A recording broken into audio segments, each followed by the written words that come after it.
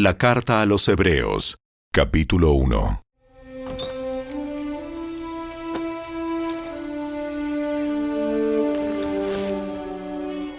Hace mucho tiempo, Dios habló muchas veces y de diversas maneras a nuestros antepasados por medio de los profetas.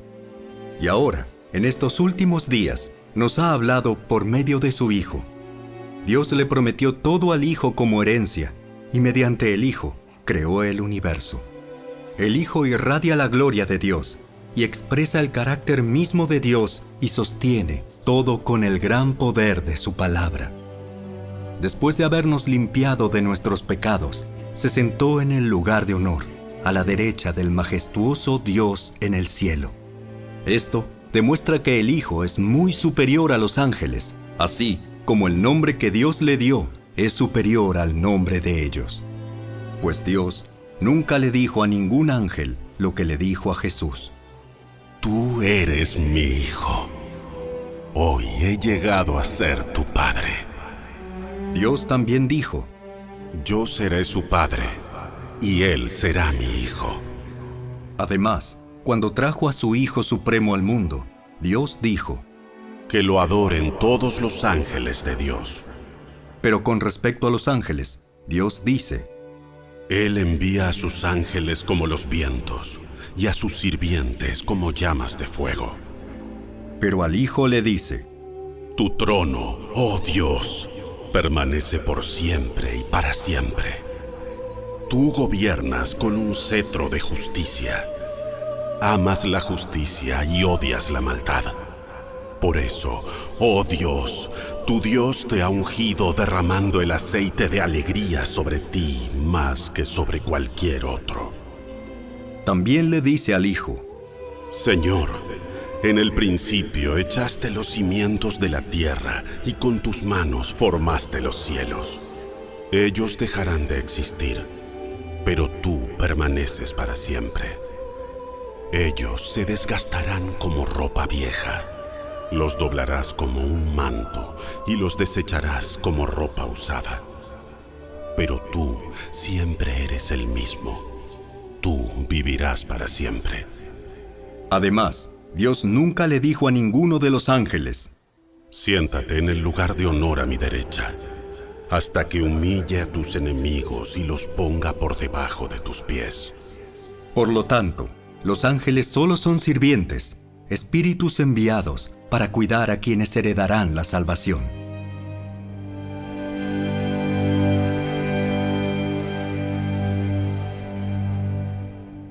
Capítulo 2. Así que debemos prestar mucha atención a las verdades que hemos oído, no sea que nos desviemos de ellas, pues el mensaje que Dios transmitió mediante los ángeles se ha mantenido siempre firme, y toda infracción de la ley y todo acto de desobediencia recibió el castigo que merecía. Entonces, ¿qué nos hace pensar que podemos escapar si descuidamos esta salvación tan grande, que primeramente fue anunciada por el mismo Señor Jesús y luego nos fue transmitida por quienes lo oyeron hablar? Además, Dios confirmó el mensaje mediante señales, maravillas, diversos milagros y dones del Espíritu Santo según su voluntad. Es más, no son los ángeles quienes gobernarán el mundo futuro del cual hablamos, porque en cierto lugar las Escrituras dicen, ¿qué son los simples mortales para que pienses en ellos, o un hijo de hombre para que de él te ocupes? Sin embargo, los hiciste un poco menor que los ángeles y los coronaste de gloria y honor. Le diste autoridad sobre todas las cosas. Ahora bien, cuando dice todas las cosas, significa que nada queda afuera. Pero todavía no vemos que todas las cosas sean puestas bajo su autoridad. No obstante, lo que sí vemos es a Jesús, a quien se le dio una posición un poco menor que los ángeles, y debido a que sufrió la muerte por nosotros, ahora está coronado de gloria y honor. Efectivamente, por la gracia de Dios, Jesús conoció la muerte por todos. Dios, para quien y por medio de quien todo fue hecho, eligió llevar a muchos hijos a la gloria. convenía a Dios que, mediante el sufrimiento, hiciera a Jesús un líder perfecto, apto para llevarlos a la salvación. Por lo tanto, Jesús y los que Él hace santos tienen el mismo Padre. Por esa razón, Jesús no se avergüenza de llamarlos sus hermanos, pues le dijo a Dios: Anunciaré tu nombre a mis hermanos. Entre tu pueblo reunido te alabaré. También dijo: Pondré mi confianza en Él, es decir, yo y los hijos que Dios me ha dado. Debido a que los hijos de Dios son seres humanos, hechos de carne y sangre, el Hijo también se hizo de carne y sangre. Pues solo como ser humano podía morir, y solo mediante la muerte podía quebrantar el poder del diablo, quien tenía el poder sobre la muerte. Únicamente de esa manera el Hijo podía libertar a todos los que vivían esclavizados por temor a la muerte. También sabemos que el Hijo no vino para ayudar a los ángeles, sino que vino para ayudar a los descendientes de Abraham. Por lo tanto, era necesario que en todo sentido Él se hiciera semejante a nosotros, sus hermanos, para que fuera nuestro sumo sacerdote fiel y misericordioso delante de Dios. Entonces, podría ofrecer un sacrificio que quitaría los pecados del pueblo. Debido a que Él mismo ha pasado por sufrimientos y pruebas, puede ayudarnos cuando pasamos por pruebas.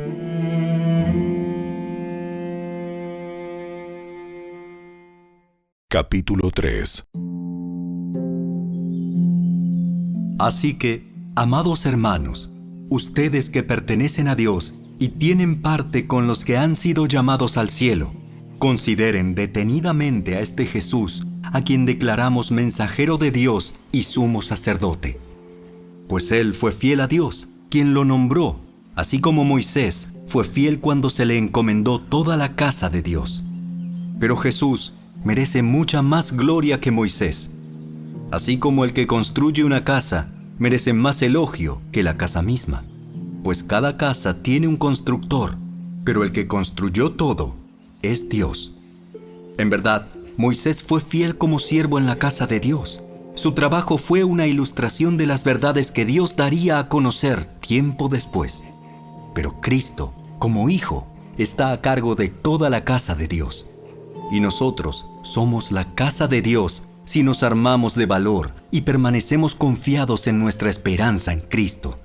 Por eso, el Espíritu Santo dice: Cuando oigan hoy su voz, no endurezcan el corazón como lo hicieron los israelitas cuando se rebelaron, aquel día que me pusieron a prueba en el desierto. Allí sus antepasados me tentaron y pusieron a prueba mi paciencia, a pesar de haber visto mis milagros durante 40 años. Por eso estuve enojado con ellos y dije: su corazón siempre se aleja de mí, rehúsan hacer lo que les digo. Así que en mi enojo juré: ellos nunca entrarán en mi lugar de descanso. Por lo tanto, amados hermanos, cuidado. Asegúrense de que ninguno de ustedes tenga un corazón maligno e incrédulo que los aleje del Dios vivo. Adviértanse unos a otros todos los días mientras dure ese hoy, para que ninguno sea engañado por el pecado y se endurezca contra Dios. Pues si somos fieles hasta el fin, confiando en Dios con la misma firmeza que teníamos al principio cuando creímos en Él, entonces tendremos parte en todo lo que le pertenece a Cristo. Recuerden lo que dice: Cuando oigan hoy su voz, no endurezcan el corazón como lo hicieron los israelitas cuando se rebelaron. ¿Y quiénes fueron los que se rebelaron contra Dios a pesar de haber oído su voz?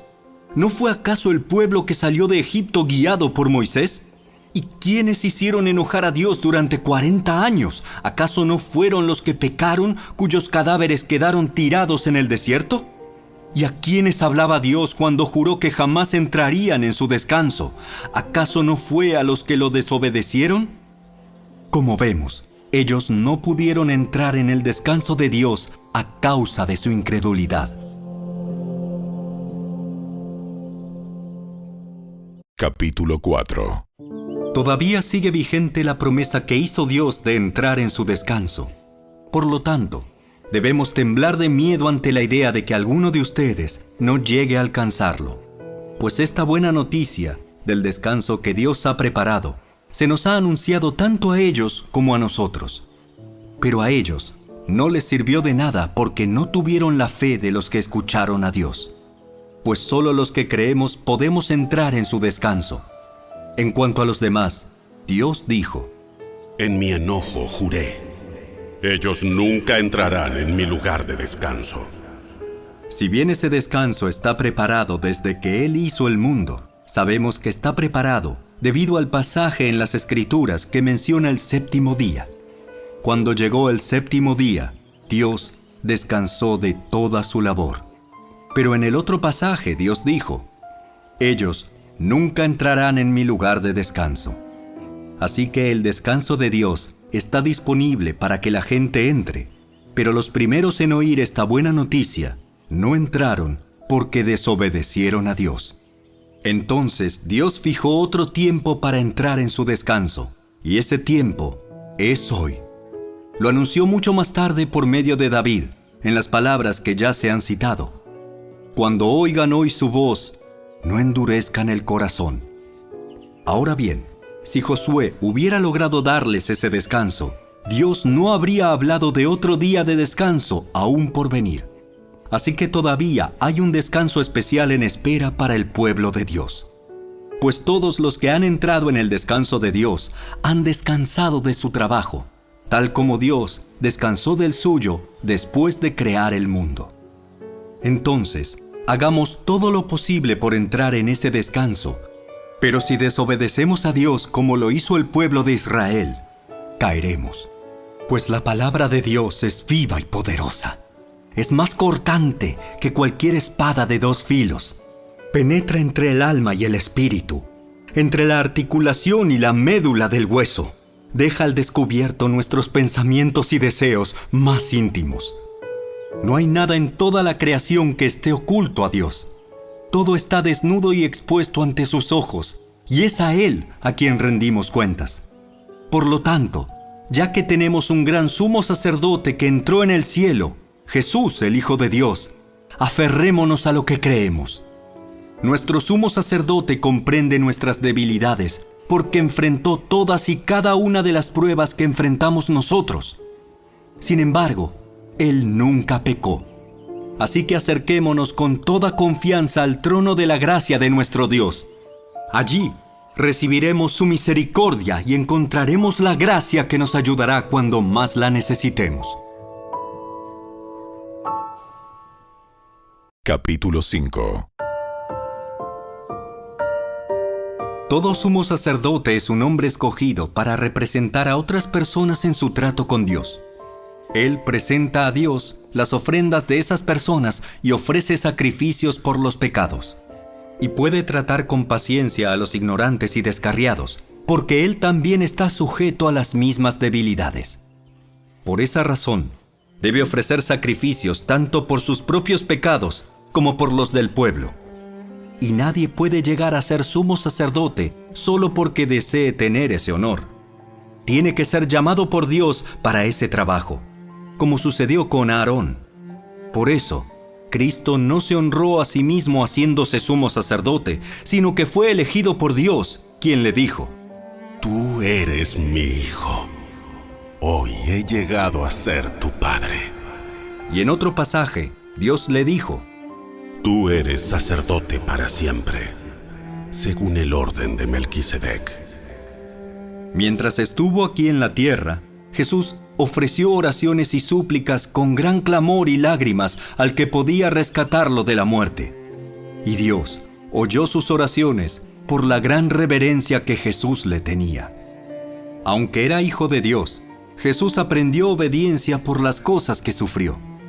De ese modo, Dios lo hizo apto para ser el sumo sacerdote perfecto, y Jesús llegó a ser la fuente de salvación eterna para todos los que le obedecen.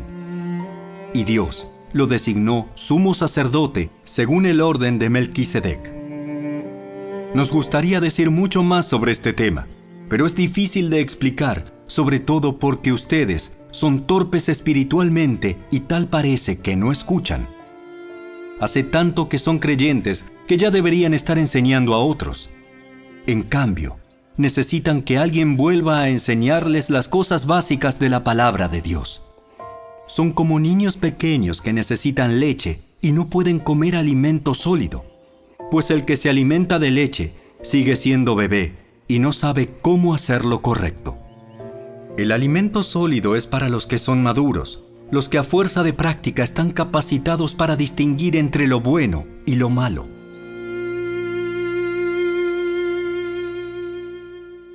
Capítulo 6.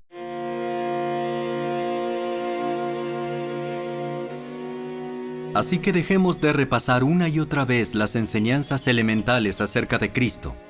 Por el contrario, sigamos adelante hasta llegar a ser maduros en nuestro entendimiento. No puede ser que tengamos que comenzar de nuevo con los importantes cimientos acerca del arrepentimiento de las malas acciones y de tener fe en Dios. Ustedes tampoco necesitan más enseñanza acerca de los bautismos, la imposición de manos, la resurrección de los muertos y el juicio eterno. Así que, si Dios quiere, avanzaremos hacia un mayor entendimiento, pues es imposible lograr que vuelvan a arrepentirse los que una vez fueron iluminados, aquellos que experimentaron las cosas buenas del cielo y fueron partícipes del Espíritu Santo, que saborearon la bondad de la palabra de Dios y el poder del mundo venidero, y que luego se alejan de Dios. Es imposible lograr que esas personas vuelvan a arrepentirse. Al rechazar al Hijo de Dios, ellos mismos lo clavan otra vez en la cruz y lo exponen a la vergüenza pública. Cuando la tierra se empapa de la lluvia que cae y produce una buena cosecha para el agricultor, recibe la bendición de Dios. En cambio, el campo que produce espinos y cardos no sirve para nada. El agricultor no tardará en maldecirlo y quemarlo. Queridos amigos, aunque hablamos de este modo, no creemos que esto se aplica a ustedes. Estamos convencidos de que ustedes están destinados para cosas mejores, las cuales vienen con la salvación. Pues Dios no es injusto. No olvidará con cuánto esfuerzo han trabajado para Él y cómo han demostrado su amor por Él, sirviendo a otros creyentes como todavía lo hacen. Nuestro gran deseo es que sigan amando a los demás mientras tengan vida, para asegurarse de que lo que esperan se hará realidad. Entonces, no se volverán torpes ni indiferentes espiritualmente. En cambio, seguirán el ejemplo de quienes, gracias a su fe y perseverancia, heredarán las promesas de Dios. Por ejemplo, estaba la promesa que Dios le hizo a Abraham. Como no existía nadie superior a Dios por quien jurar, Dios juró por su propio nombre, diciendo: Ciertamente te bendeciré y multiplicaré tu descendencia hasta que sea incontable. Entonces Abraham esperó con paciencia y recibió lo que Dios le había prometido. Ahora bien, cuando las personas hacen un juramento, invocan a alguien superior a ellas para obligarse a cumplirlo. Y no cabe ninguna duda de que ese juramento conlleva una obligación. Dios también se comprometió mediante un juramento para que los que recibieran la promesa pudieran estar totalmente seguros de que Él jamás cambiaría de parecer. Así que Dios ha hecho ambas cosas, la promesa y el juramento. Estas dos cosas no pueden cambiar porque es imposible que Dios mienta. Por lo tanto, los que hemos acudido a Él en busca de refugio, podemos estar bien confiados aferrándonos a la esperanza que está delante de nosotros. Esta esperanza es un ancla firme y confiable para el alma. Nos conduce a través de la cortina al santuario interior de Dios. Jesús ya entró allí por nosotros. Él ha llegado a ser nuestro eterno sumo sacerdote, según el orden de Melquisedec. Capítulo 7.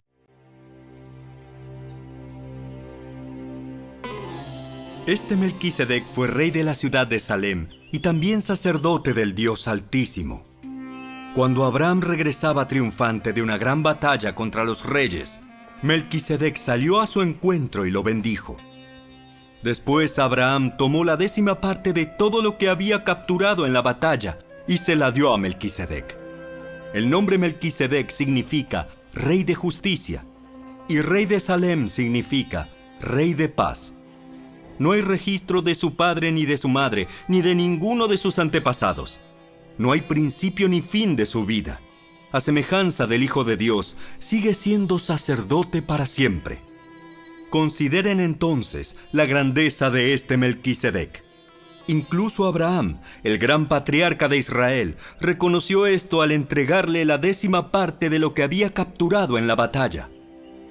Ahora bien, la ley de Moisés exigía que los sacerdotes, que son descendientes de Leví, le cobraran el diezmo al resto del pueblo de Israel, quienes también son descendientes de Abraham. Sin embargo, Melquisedec, que no era descendiente de Leví, recibió de Abraham la 10ª parte. Y Melquisedec bendijo a Abraham, quien ya había recibido las promesas de Dios. Sin lugar a dudas, el que tiene el poder para bendecir es superior a quien recibe la bendición.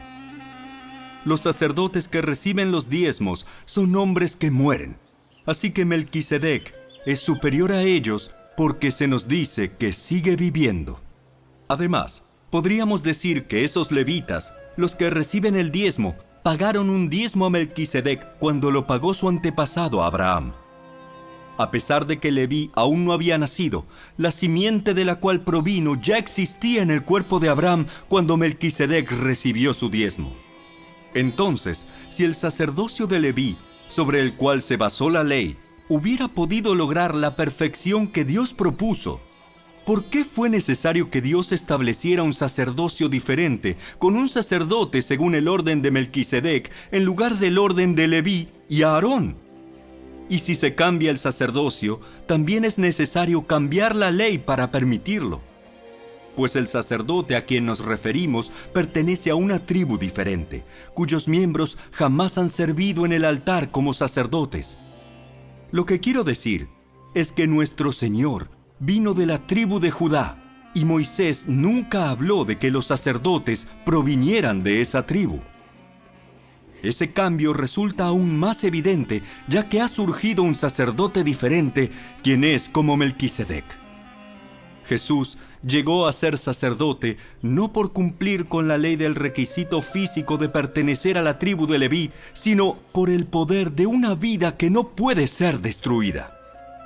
Y el salmista lo señaló cuando profetizó: Tú eres sacerdote para siempre, según el orden de Melquisedec. Así que el antiguo requisito del sacerdocio quedó anulado por ser débil e inútil, pues la ley nunca perfeccionó nada, pero ahora confiamos en una mejor esperanza por la cual nos acercamos a Dios. Este nuevo sistema se estableció mediante un juramento solemne. Los descendientes de Aarón llegaron a ser sacerdotes sin un juramento, pero había un juramento con relación a Jesús, pues Dios le dijo: El Señor ha hecho un juramento y no romperá su promesa. Tú eres sacerdote para siempre. Debido a ese juramento, Jesús es quien garantiza este mejor pacto con Dios. Hubo muchos sacerdotes bajo el sistema antiguo porque la muerte les impedía continuar con sus funciones. Pero dado que Jesús vive para siempre, su sacerdocio dura para siempre. Por eso puede salvar, una vez y para siempre, a los que vienen a Dios por medio de Él, quien vive para siempre a fin de interceder con Dios a favor de ellos. Él es la clase de sumo sacerdote que necesitamos, porque es santo y no tiene culpa ni mancha de pecado. Él ha sido apartado de los pecadores y se le ha dado el lugar de más alto honor en el cielo. A diferencia de los demás sumos sacerdotes, no tiene necesidad de ofrecer sacrificios cada día. Ellos los ofrecían primero por sus propios pecados y luego por los del pueblo. Sin embargo, Jesús lo hizo una vez y para siempre, cuando se ofreció a sí mismo como sacrificio por los pecados del pueblo. La ley nombra a sumos sacerdotes que están limitados por debilidades humanas.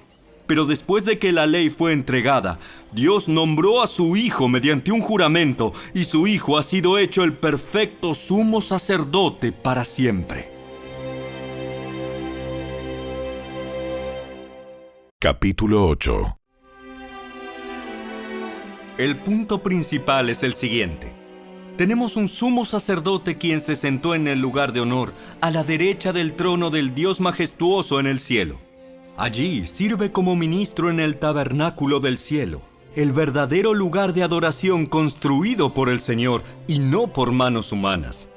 Ya que es deber de todo sumo sacerdote presentar ofrendas y sacrificios, nuestro sumo sacerdote también tiene que presentar una ofrenda. Si estuviera aquí en la tierra, ni siquiera sería sacerdote, porque ya hay sacerdotes que presentan las ofrendas que exige la ley. Ellos sirven dentro de un sistema de adoración que es solo una copia, una sombra del verdadero que está en el cielo. Pues cuando Moisés estaba por construir el tabernáculo, Dios le advirtió lo siguiente: asegúrate de hacer todo según el modelo que te mostré aquí en la montaña.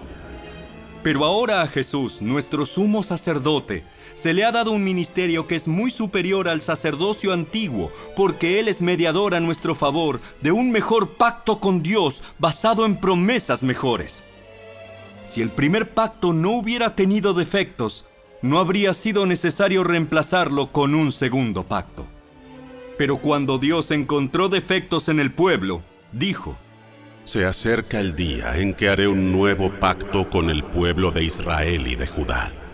Este pacto no será como el que hice con sus antepasados, cuando los tomé de la mano y los saqué de la tierra de Egipto. Ellos no permanecieron fieles a mi pacto, por eso les di la espalda. Pero este es el nuevo pacto que haré con el pueblo de Israel en ese día. Pondré mis leyes en su mente y las escribiré en su corazón.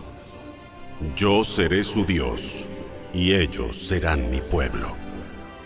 Y no habrá necesidad de enseñar a sus vecinos, ni habrá necesidad de enseñar a sus parientes diciendo: deberías conocer al Señor.